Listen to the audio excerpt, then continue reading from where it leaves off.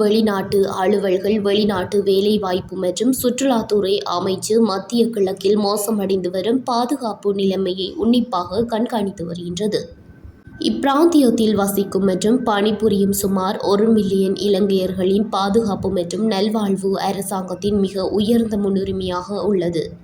பிராந்தியத்தில் நிலவும் ஸ்திரமற்ற தன்மையை கருத்தில் கொண்டு மத்திய கிழக்கிலுள்ள இலங்கை குடிமக்கள் விழிப்புடன் இருக்குமாறு கடுமையாக அறிவுறுத்தப்படுகின்றார்கள்.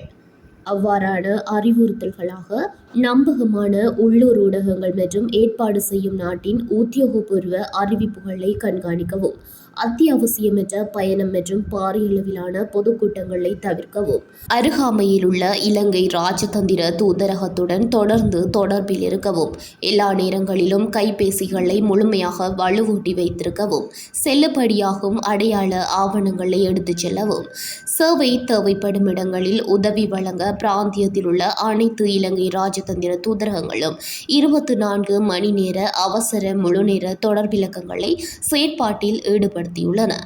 இலங்கையில் உள்ள குடும்பங்கள் தங்கள் உறவுகள் குறித்த விசாரணைகளை மேற்கொள்ள பின்வரும் பிரத்யேக 24 மணி நேர அவசர தொடர்பு எண்களும் நிறுவப்பட்டுள்ளன.